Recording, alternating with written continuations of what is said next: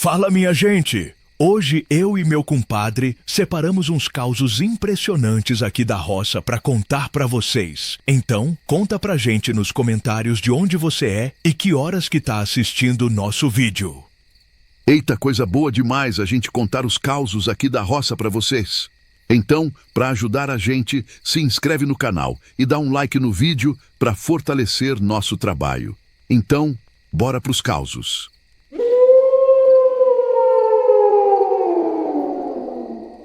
A Filha do Poceiro, um causo contado à meia voz nas noites abafadas de Várzea Comprida. Foi numa das noites mais quentes da história de Várzea Comprida, vila de terra vermelha e casebres espaçados no sertão mineiro, que tudo começou a ser sussurrado. Era uma daquelas noites em que o suor gruda até na alma e ninguém consegue dormir em paz. As cigarras cantavam desesperadas e a terra parecia respirar quente por debaixo dos pés. Foi naquela noite que Dona Zefa do Arraial ouviu, pela primeira vez, uma risadinha de criança vindo do fundo do quintal. E logo depois, uma vozinha cantando baixinho. Bambalalão, senhor capitão! Espada na cinta, garrucha na mão! Dona Zefa travou a porta, benzendo-se sem nem querer entender. Sabia que aquilo era a voz de quem não devia mais estar por aqui. Mas a história não começava ali. Não mesmo. Voltando umas 4 décadas, havia um homem chamado Seu Herculano do Poço, conhecido por sua força, sua honestidade e por cavar poços com as próprias mãos. Vivia de perfurar a terra seca para fazer brotar água. Seu Herculano tinha uma filha, Candinha, de 7 anos. Menina risonha, traquina, que cantava o dia inteiro e carregava uma boneca feita de pano e milho seco. Candinha gostava de se pendurar no balde do poço, rodar a manivela, jogar pedrinhas para ouvir o som da água lá no fundo. Até que, num dia de calor escaldante, ela caiu. Ninguém sabe como foi. Dizem que a corda arrebentou. Outros dizem que ela escorregou. Há quem diga que ouviu um chamado, uma voz vinda lá de dentro. E a menina se inclinou demais. Fato é que Candinha caiu no poço e nunca mais foi vista. Procuraram. Desceram lampião. Jogaram corda. Tentaram esvaziar. Nada. Só o vazio úmido e escuro. Dizem que o poço era mais fundo que o normal. Tinha água demais. E coisas demais. Alguns juravam que a terra engoliu a menina. Seu Herculano enlouqueceu. Passou noites inteiras chamando por ela no fundo do poço. Candinhenha, volta, minha filha. Papai tá aqui.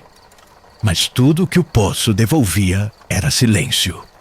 Um silêncio tão pesado que fazia os galos se calarem. Depois de um mês, seu Herculano abandonou tudo. Sumiu na estrada. Nunca mais foi visto. O poço foi tapado com pedras, barro e cimento. Mas a vila nunca esqueceu. E o quintal da antiga casa de seu Herculano ficou abandonado, murcho, esquecido pelo tempo. Até que, nas noites quentes, especialmente entre dezembro e janeiro, a voz de Candinha voltava.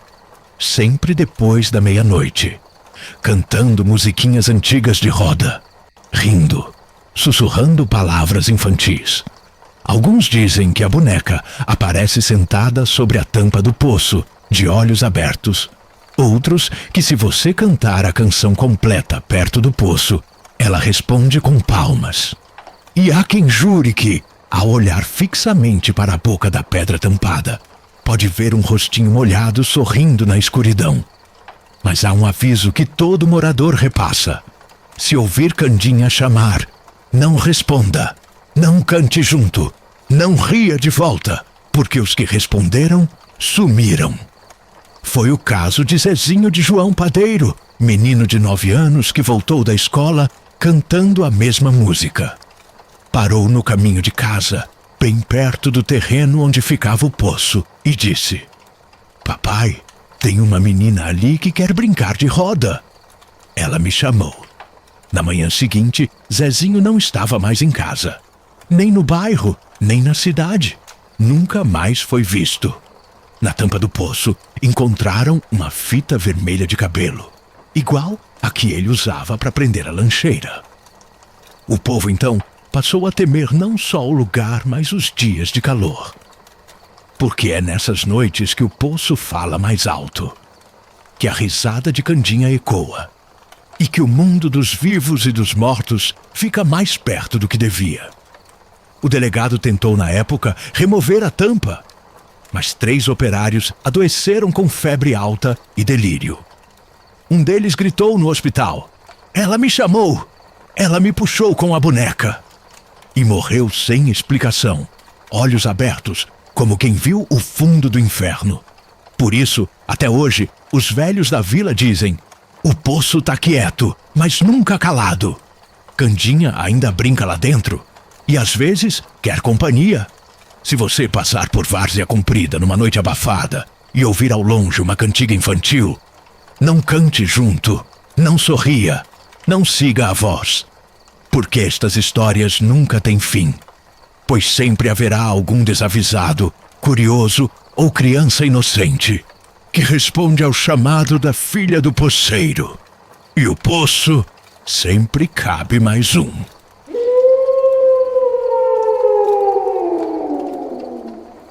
A boneca da cadeira de balanço. Lá para as bandas do interior de Goiás, onde o cerrado se estende sem fim, com suas árvores retorcidas e o sol que pinta o céu de laranja e roxo no fim da tarde, tem um povoado que a gente chama de Buritizinho. Não é grande, não.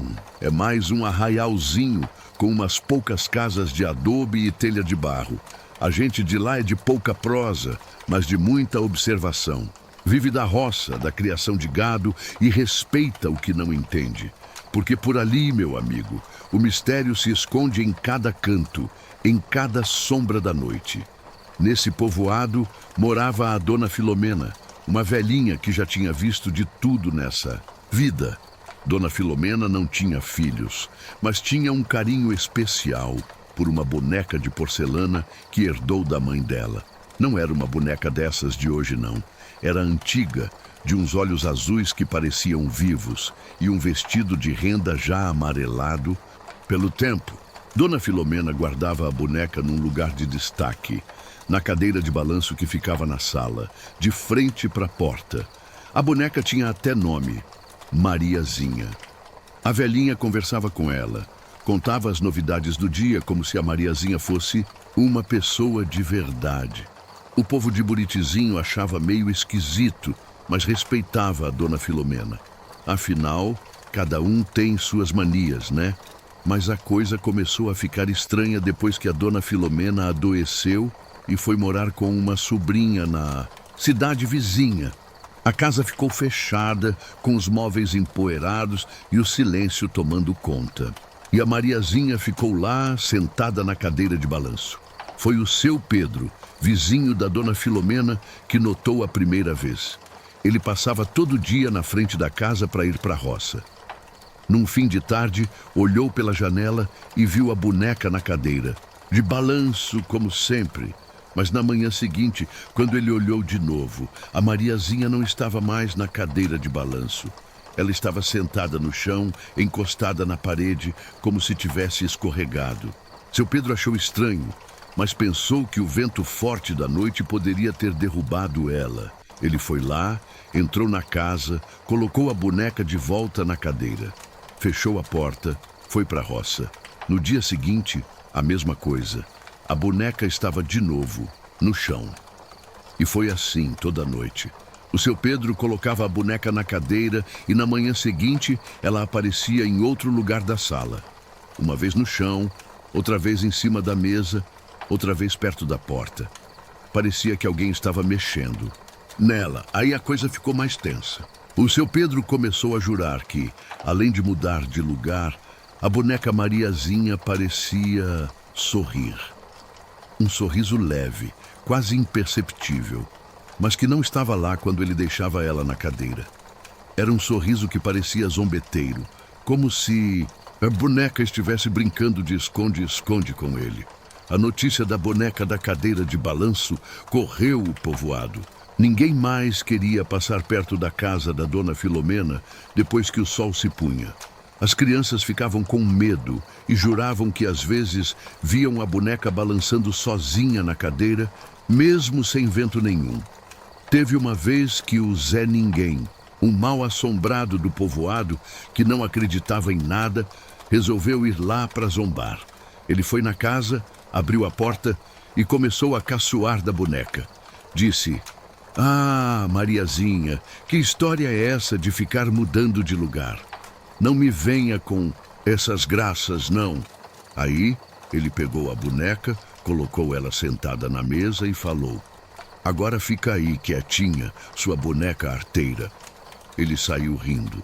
Mas no dia seguinte, quando ele passou, a Mariazinha estava de volta na cadeira de balanço, balançando suavemente, e o sorriso dela parecia maior, mais nítido, como se estivesse rindo dele.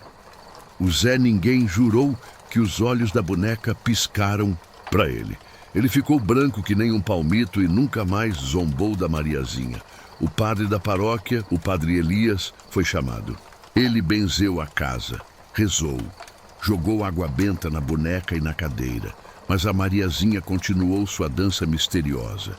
O padre disse que talvez fosse a alma da dona Filomena, que amava tanto a boneca que não conseguia se desprender dela, e que se manifestava através da Mariazinha, sorrindo para mostrar que estava em paz ou apenas para matar a saudade. Hoje em dia, a casa da dona Filomena continua lá, no Buritizinho. O tempo passou, a dona Filomena já virou estrelinha no céu. A casa tá velha, meio caindo, mas a boneca Mariazinha ainda está lá, na cadeira de balanço. E os moradores de Buritizinho sabem que toda noite ela pode mudar de lugar. E que, se você olhar bem, pode ver o sorriso dela. Um sorriso que guarda o segredo de uma velhinha solitária e de um mistério que nem a morte pode apagar.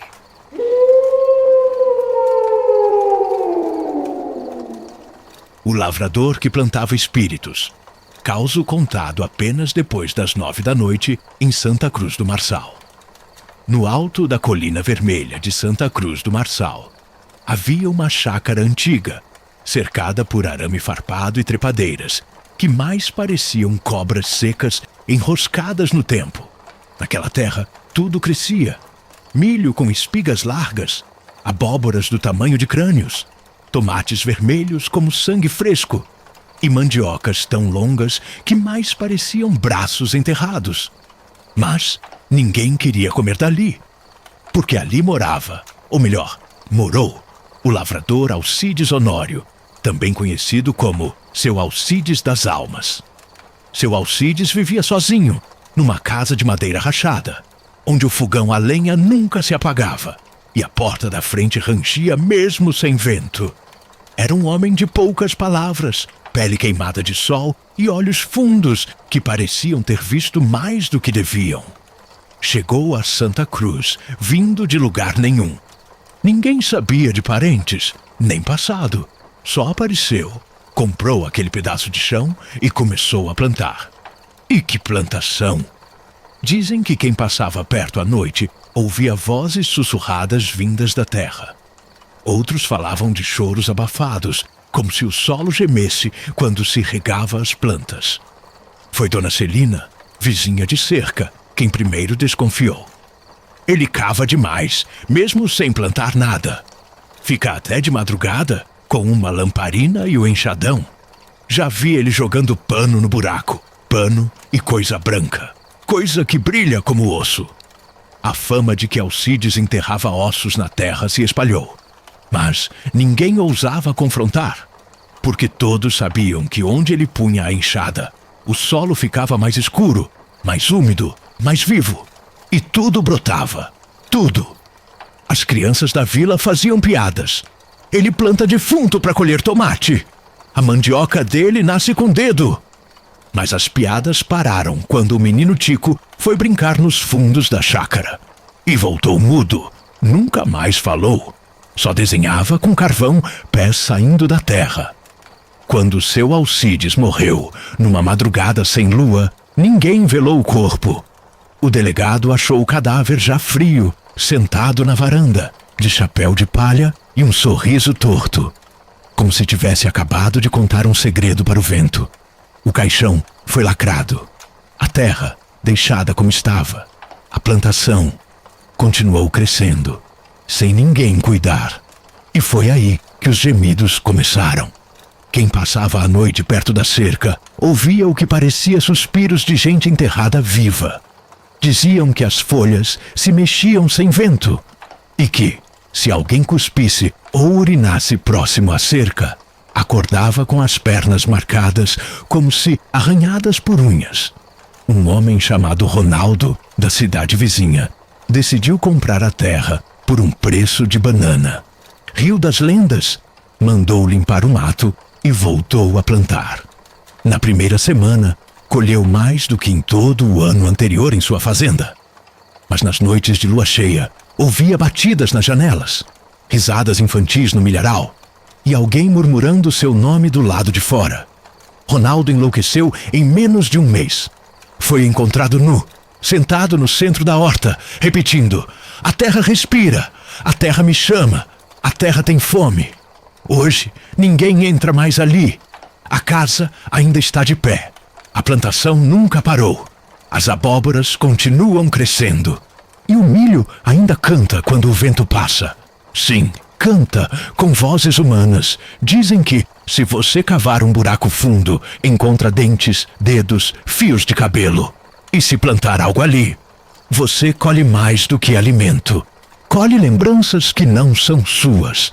Colhe vozes, colhe olhares, colhe gemidos. Por isso, em Santa Cruz do Marçal, se alguém te oferecer um tomate grande demais ou uma abóbora com cheiro doce demais, não aceite, porque estas histórias nunca têm fim, pois sempre haverá algum ganancioso, algum curioso, algum lavrador ambicioso que vai tentar plantar onde seu Alcides das almas um dia cavou. E ali a terra devolve, mas cobra caro.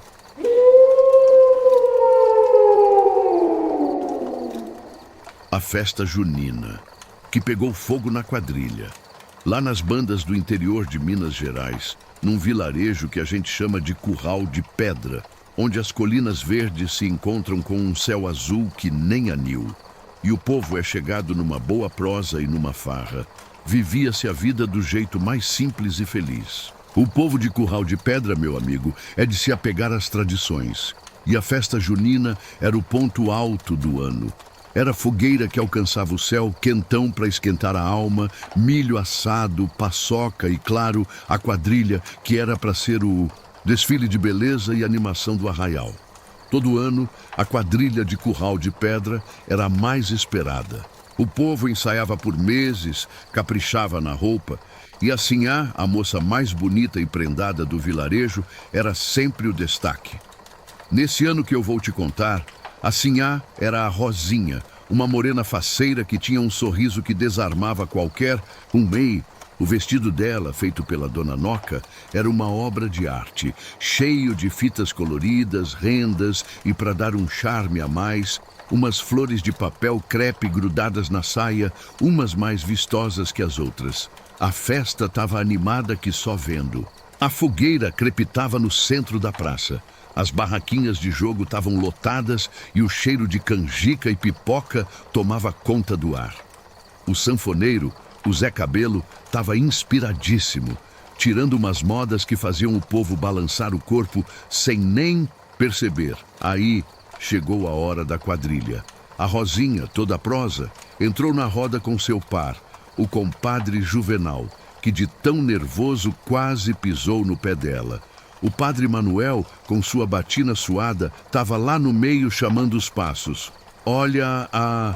cobra! É mentira! Anarrié, balancê!" E foi bem na hora do balancê, meu amigo, que a coisa desandou para uma confusão que ia virar história para sempre. A Rosinha estava girando, com a saia esvoaçante, a renda rodopiando, as fitas coloridas parecendo um arco-íris. De repente, Umas fagulhas da fogueira, que estava mais alta que o normal, voaram no vento. Uma delas, mais atrevida que as outras, foi parar bem na barra da saia da Rosinha. Ninguém notou na hora. A música estava alta, o povo gritando de alegria. Mas aí, um cheiro de queimado começou a subir no ar. Primeiro, um cheiro de papel, depois, um cheiro de tecido chamuscado. E, de repente, o grito da comadre Dorinha, que estava assistindo de perto. A saia da Sinhá tá pegando fogo! Foi uma balbúrdia. A Rosinha, coitada, girava sem perceber que a saia dela estava virando uma tocha. O povo começou a gritar, uns correndo para um lado, outros para o outro. O Juvenal, o par dela, demorou a entender, mas quando viu as labaredas subindo, pela saia da Rosinha, ele soltou um berro que fez o sanfoneiro engasgar com a melodia. A Rosinha, finalmente sentindo o calor e vendo o fogo subindo, começou a dar uns pulos, tentando apagar com as mãos, mas o fogo se espalhava rápido pelas flores de papel e pelas rendas finas. Ela não sabia se gritava, se pulava, se rodopiava. O vestido de noiva, que era para ser o auge da beleza, estava virando cinzas. O padre Manuel, que era mais rápido que o Juvenal, viu a situação. Sem pensar duas vezes, ele pegou um balde de água que estava perto da barraca de Quentão. Graças a Deus que não era o Quentão, senão a Rosinha ia ficar fedendo a canela e cachaça queimada. E jogou na Rosinha. A água caiu em cheio, fazendo um pft e umas nuvens de vapor. O fogo apagou na hora, deixando a Rosinha toda molhada com o cabelo escorrido, a maquiagem borrada e o vestido carbonizado em alguns lugares. Ela estava intacta, graças a Deus, mas o susto e o vexame, isso ninguém ia esquecer. A música parou. Um silêncio estranho tomou conta do arraial. Depois, o povo começou a rir. Não era um riso de maldade, não. Era um riso de alívio, de nervosismo e de tanta coisa inesperada acontecendo. A Rosinha, depois do susto, também começou a rir. O Juvenal, aliviado, abraçou ela e, entre risos e tosses de fumaça, disse: Sinhá, você incendiou a quadrilha, literalmente. E foi assim que a festa junina de Curral de Pedra daquele ano entrou para a história. Ninguém mais falou de Quentão, nem de milho assado. O caos que pegou foi o da saia da Sinhá que ardeu no meio do balancê. Desde então, toda a festa junina, quando o sanfoneiro puxa um balancê, alguém sempre lembra da Rosinha e do seu vestido em chamas. E a gente não consegue segurar o riso. Hoje, em Curral de Pedra, ainda se conta essa história. E, por precaução, as sinhás da quadrilha evitam usar muito papel na saia. E a fogueira é sempre um pouco mais distante da dança, porque festa junina é para ser quente no coração, mas não no vestido da noiva.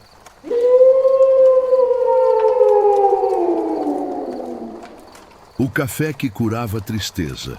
Lá nas grotas de Minas Gerais, para os lados da Serra do Cipó, onde o sol nasce devagar por entre as montanhas e a neblina da manhã abraça as casinhas de pau a pique, tem um vilarejo que a gente chama de Pingo d'Água.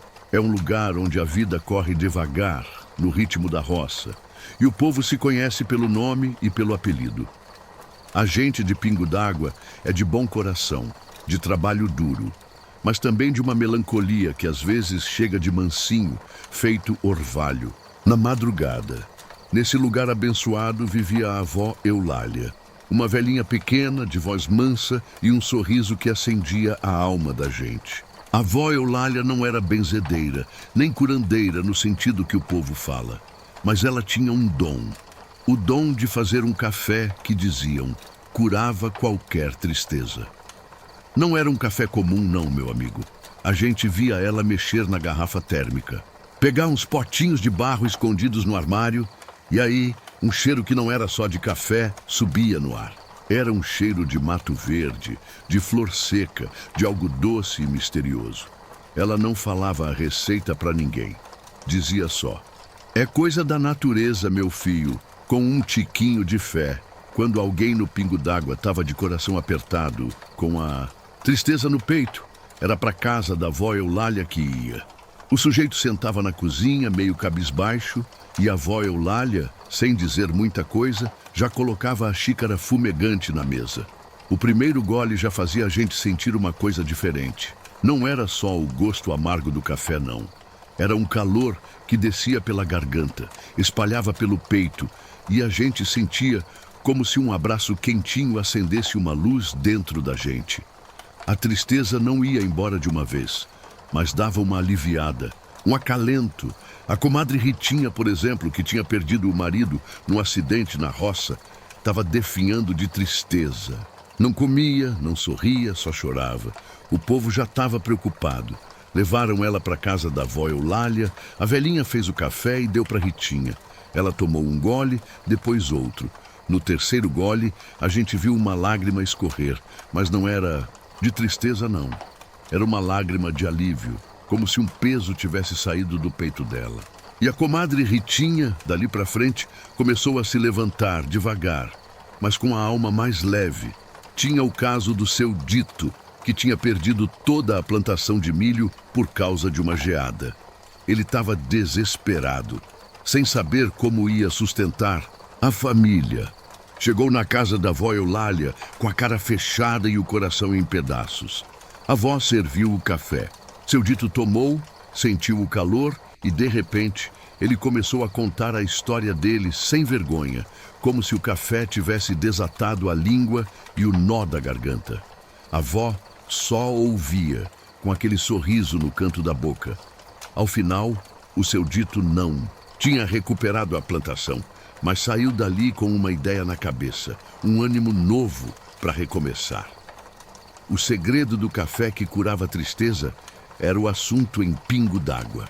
Alguns tentaram descobrir a receita. Chegaram perto da avó Eulália, perguntaram, mas ela só ria e dizia: "É pó de alegria e gota de esperança, meu filho. Isso não se vende, se faz com o coração." Um dia, a avó Eulália, já bem velhinha, sentiu que a hora dela estava chegando. Ela chamou a neta dela, a Lúcia, uma moça de bom coração que sempre ajudava a avó. A avó Eulália, com a voz fraquinha, sussurrou a receita secreta do café. Disse que não era só o que ia no bule, mas a intenção, a fé, o carinho com que se preparava. E mais importante, o café só faria efeito se fosse dado com amor sincero. A avó Eulália se foi, mas o seu legado ficou. A Lúcia, que herdou a receita, continuou a preparar o café que curava a tristeza. E por mais que ela tentasse seguir à risca o que a avó ensinou, o café da avó Eulália era especial, porque tinha a mão dela, a sabedoria dela e um tiquinho de magia que só os corações mais puros conseguem trazer para esse mundo. Hoje, em Pingo d'Água, o café que curava a tristeza ainda é preparado pela Lúcia. Ele ainda acende um calor no peito da gente, ainda alivia as dores da alma. Porque tem certas coisas que a gente herda, que a gente aprende, e que não é só de ingrediente que se faz. É de amor, de fé e da sabedoria que só uma avó como a Eulália podia espalhar por essas terras.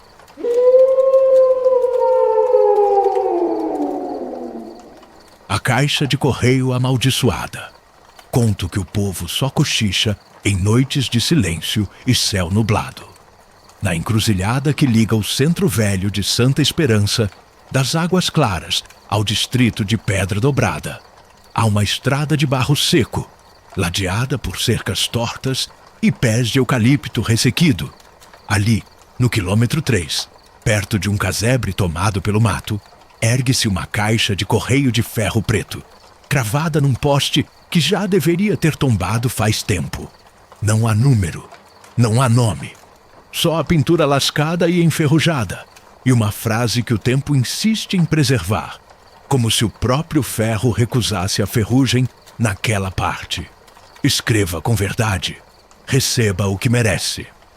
A primeira vez que alguém falou sobre a tal caixa foi em 1964, depois que Dona Yolanda Ramos, viúva do farmacêutico da cidade, deixou ali uma carta, escrita à mão, com letras trêmulas, para o falecido marido.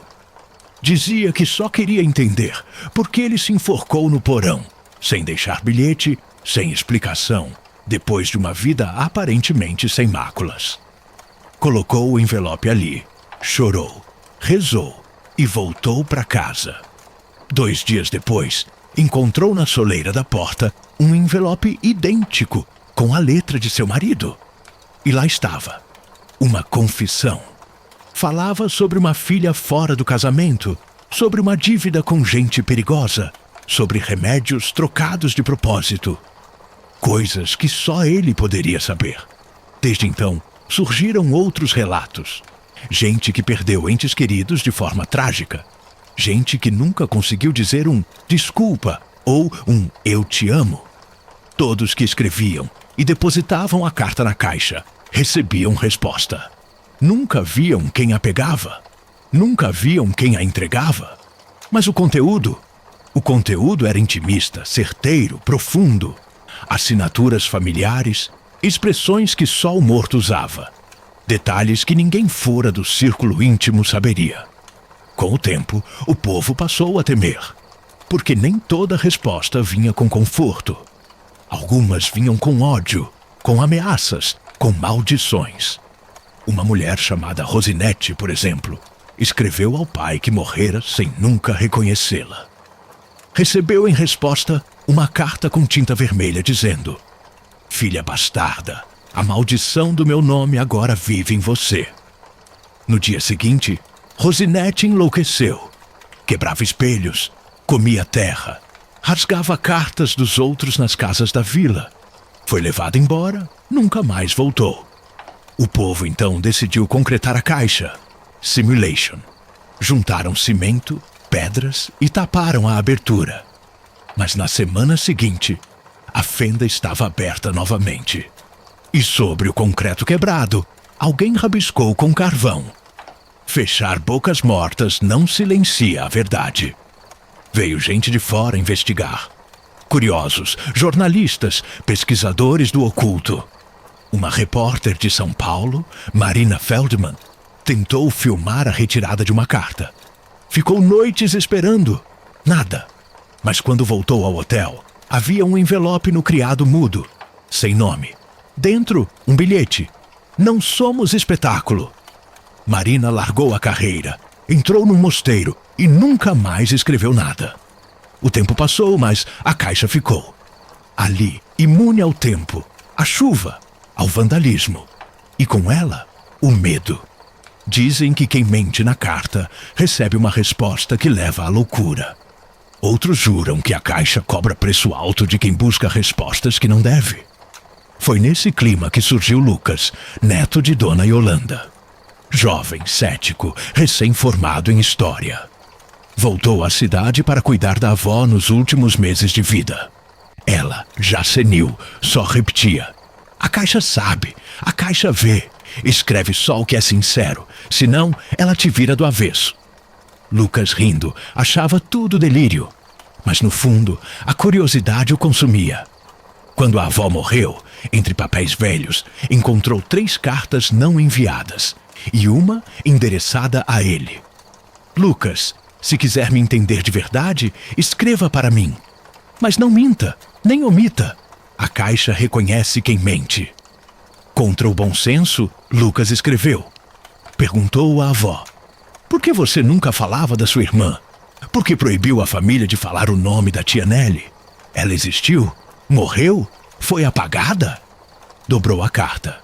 Foi até o quilômetro 3 e, com mãos trêmulas, depositou na fenda escura da caixa. Na volta, sentia o ar mais pesado.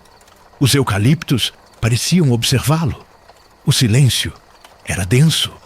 Na manhã seguinte, na porta do antigo quarto da avó, havia um envelope bege, sem selo, sem remetente. Dentro, 3 páginas escritas à mão, com a letra exata de Yolanda.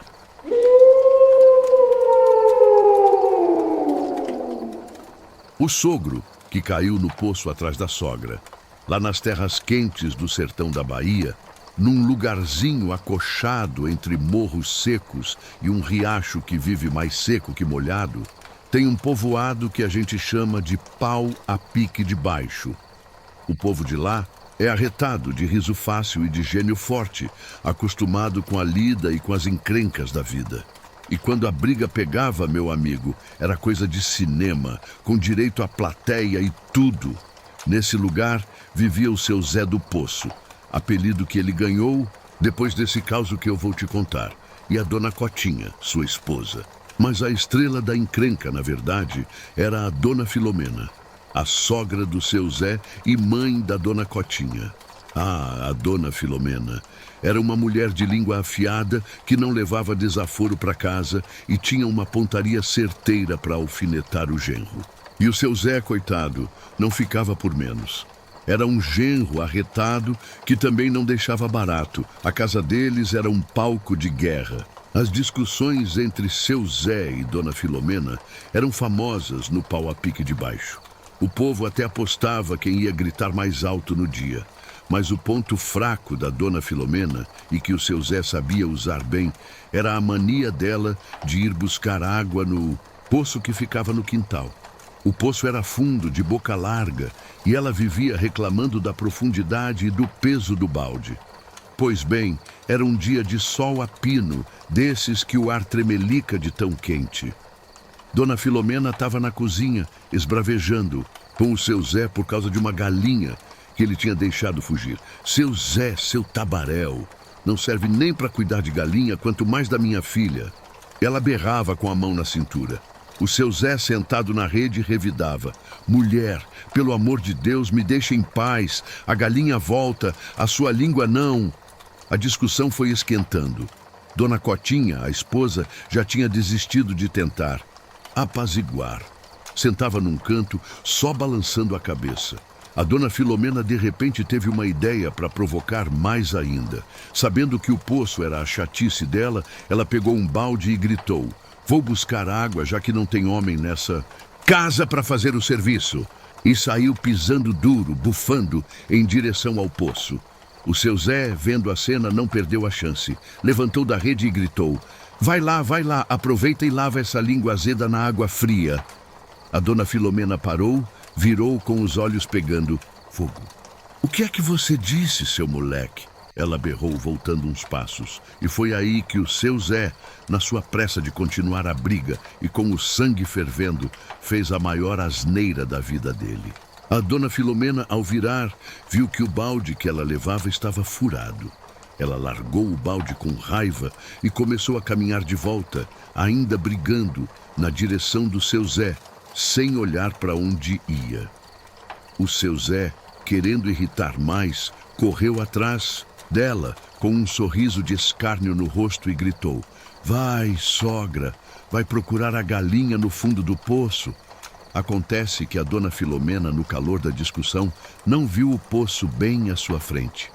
E o seu Zé, de tão focado em provocar, não viu que ela estava na beirada. Ele, que vinha logo atrás, no embalo da perseguição, deu o último grito. A dona Filomena, ao dar mais um passo para trás, desequilibrou na beira do poço. Ela gritou um "ai, meu Deus!" e começou a cair. O seu Zé, que vinha logo atrás, com a boca aberta para continuar a provocação, tentou segurar a sogra, num reflexo. Mas o impulso da queda da dona Filomena foi mais forte. E o peso dela, somado ao impulso do seu Zé, fez com que os dois, num emaranhado de braços e pernas, despencassem dentro do poço. Foi um barulhão, splash. O povo de Pau a Pique de Baixo, que já estava acostumado com os berros da família, ouviu o estrondo e correu para o quintal. A dona Cotinha, que estava na janela, soltou um grito de horror. Chegaram lá, e a cena era de cinema, ou melhor, de circo. Dentro do poço, lá no fundo, estavam o seu Zé e a dona Filomena, encharcados com a água pela cintura, um olhando para o outro com a cara mais besta do mundo. A dona Filomena, depois do susto, ainda conseguiu gritar: seu Zé, seu imbecil! Era para me salvar, não para cair junto. E o seu Zé, todo molhado, só conseguia rir de nervoso. Mas a senhora que me puxou, sogra, Tiraram os dois do poço com corda e baldes. Eles saíram pingando, sujos de terra e com a cara de quem tinha visto assombração. O seu Zé, que era magro, parecia um pinto molhado. A dona Filomena, um pouco mais rechonchuda, parecia uma galinha que tinha caído na bica. A partir desse dia, a briga deles não diminuiu, mas ganhou um tempero novo. O seu Zé do Poço virou lenda.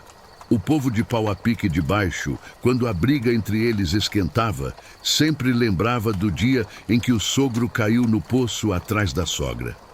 E as crianças, quando queriam fazer graça, apontavam para o poço e perguntavam: será que o seu Zé vai cair de novo, vovó? Essa história, meu amigo, virou um clássico nas rodas de prosa do sertão. Um lembrete de que a vida é cheia de surpresas e que, às vezes, até a briga mais feia pode virar uma comédia que a gente conta rindo para os netos. E, no fim das contas, seu Zé e dona Filomena, mesmo caindo no poço juntos, mostraram que, no fundo, se aguentavam, fosse na briga ou na desgraça.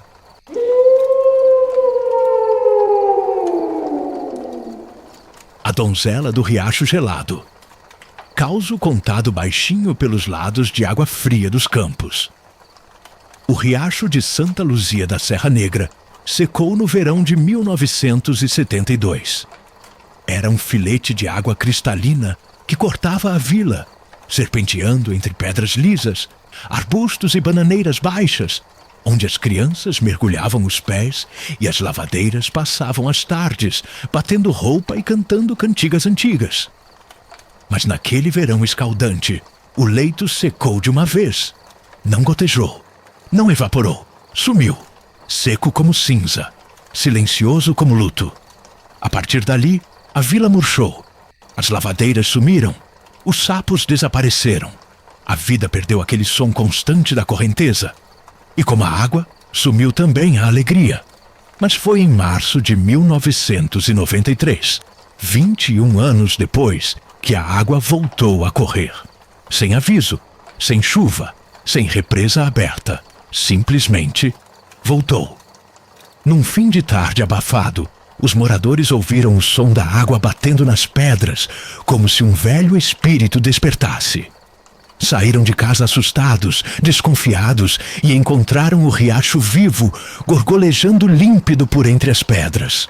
Era água fria, muito fria, gélida como morte. E com ela, algo mais veio descendo a correnteza. Sentada sobre uma laje de pedra, entre musgos e raízes, havia uma mulher de branco. Pele pálida, cabelo preto grudado ao rosto, vestido encharcado, colado ao corpo magro como graveto. E um detalhe que ninguém jamais esqueceu: ela não tinha olhos. A pele lisa e pálida cobria o espaço onde deveriam estar as órbitas. Nada de buracos, nada de feridas. Só uma superfície lisa, como se nunca tivesse existido olhos ali. Foi Dona Margarida, velha curandeira da vila, quem primeiro a viu.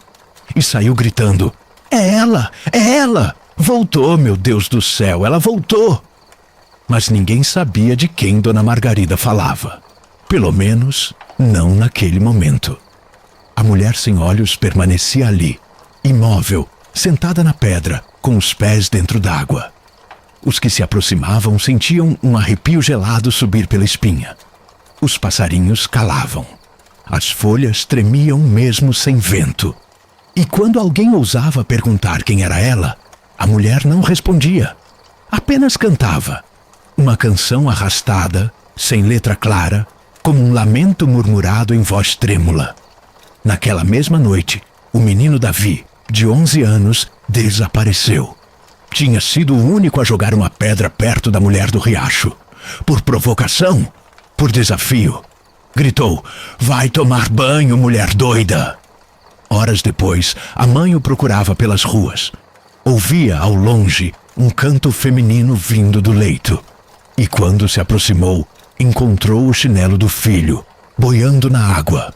Mas o menino, nunca mais. Na semana seguinte, mais 3 pessoas sumiram. Um cachorro foi encontrado morto, com o corpo encharcado e gelado, como se tivesse ficado horas submerso, mesmo estando seco. O povo, então, resolveu cercar o riacho. Levantaram tapumes, tentaram desviar a água, expulsar a figura. Mas a mulher sem olhos não se mexia. E todo aquele que tentava tocá-la voltava com febre, calafrios e uma frase trêmula. Eu vi o que ela viu, mas ela não tem olho. Foi aí que os mais velhos começaram a lembrar, a ligar os pontos, a juntar os causos enterrados no tempo. Porque, muitos anos antes, em 1931, uma jovem chamada Maricota Dias de Andrade fora dada como desaparecida. Filha de fazendeiro, apaixonada por um rapaz simples, um tropeiro pobre, a moça teria sido proibida de vê-lo, espancada pelo pai e mantida trancada num quarto. Diziam que um dia fugiu pela mata e nunca mais voltou. Alguns juravam que o pai a afogou no riacho. Outros que ela mesma se lançou nele, de desespero. Mas o corpo nunca foi encontrado. A casa da família Andrade faliu. Os descendentes sumiram.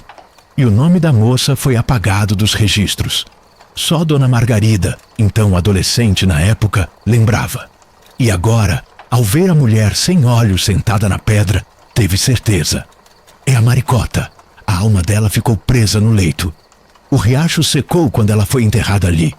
E voltou agora porque ela voltou. O padre da vila tentou exorcizar a figura. Jogou água benta. Rezou.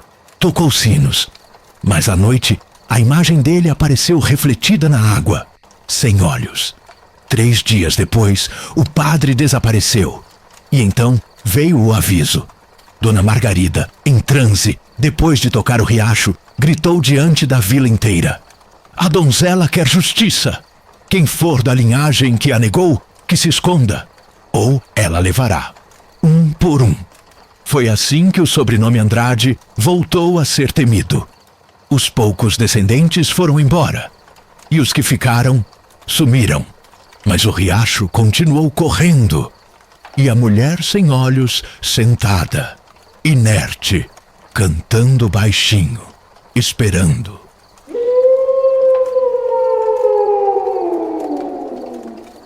O lençol da santa que nunca sujava.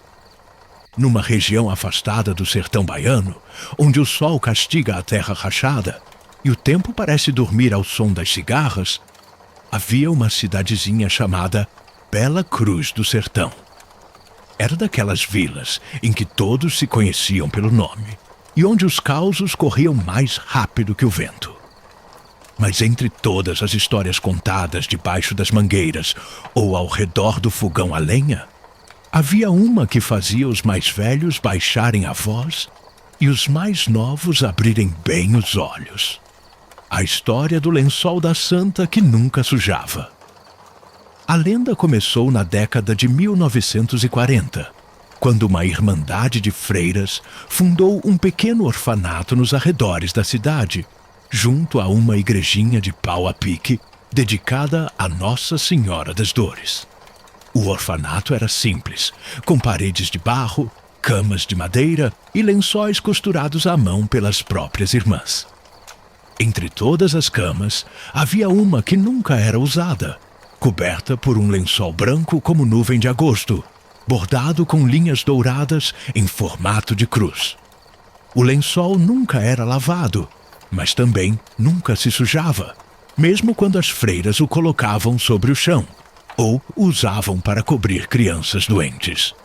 Diziam que pertencia a uma freira chamada Irmã Amália, que havia morrido durante uma seca extrema, doando sua água e comida às crianças até tombar em oração.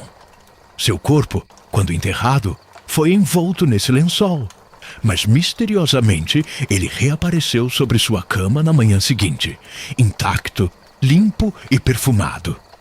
Desde então, dizia-se que o lençol tinha poderes. Crianças com febre se curavam quando cobertas por ele. Cães doentes deitavam sobre ele e se levantavam como se nunca tivessem sofrido. Mas havia também advertências. Ninguém deveria levá-lo para fora do orfanato. Não se podia lavá-lo, queimá-lo ou vendê-lo. Era uma oferenda viva, um testemunho da fé e do sacrifício. e, acima de tudo, deveria ser respeitado. Com o tempo, o orfanato fechou, a maioria das irmãs partiu ou faleceu, e a igrejinha caiu em ruínas. O terreno foi vendido a um fazendeiro da região, seu Joel, homem prático, descrente de milagres, que mandou demolir o que restava do prédio e construir uma casa de veraneio no lugar. Durante a limpeza do local, os trabalhadores encontraram o lençol cuidadosamente dobrado em cima de uma pedra, ainda branco, ainda limpo, mesmo após anos de abandono. Um deles tentou usá-lo para enxugar o suor, mas foi impedido por Dona Quitéria, antiga cozinheira do orfanato, que gritava: "Isso não se mexe, é dela!" Seu Joel riu da cena e, por deboche, mandou colocar o lençol em sua cama. Naquela noite, ele teve um sonho. Estava num campo seco, onde uma mulher de hábito branco e rosto iluminado lhe pedia água com as mãos estendidas.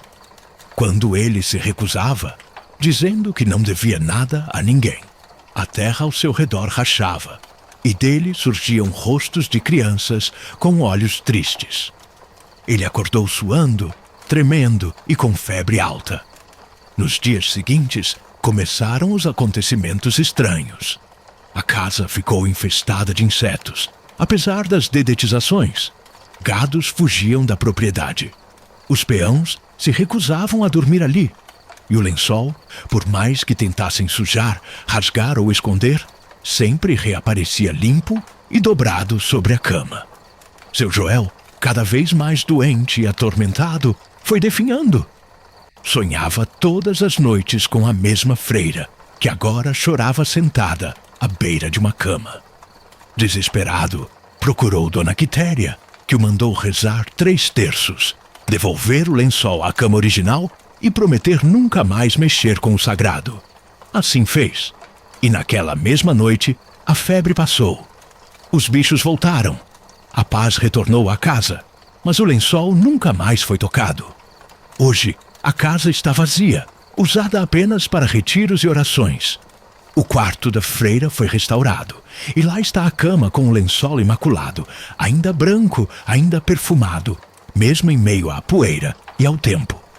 Moradores dizem que, em noites de tempestade, quem passa perto da casa vê uma luz suave no quarto e ouve uma voz feminina rezando baixinho. E que, por mais que a chuva encharque o telhado e a lama cubra o quintal, o lençol da santa, que nunca suja, permanece intacto. Estas histórias nunca têm fim, pois sempre haverá algum descrente ou curioso que, ao ver um simples lençol sobre uma cama, pensará que se trata apenas de tecido, sem saber que ali repousa o milagre silencioso de uma alma que ainda vela por aqueles que um dia amou.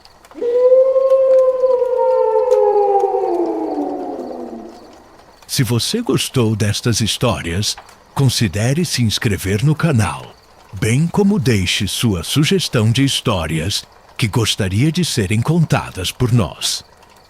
Será um prazer compartilhar estas histórias com nossos inscritos. Não perca o nosso próximo episódio. Até o próximo vídeo.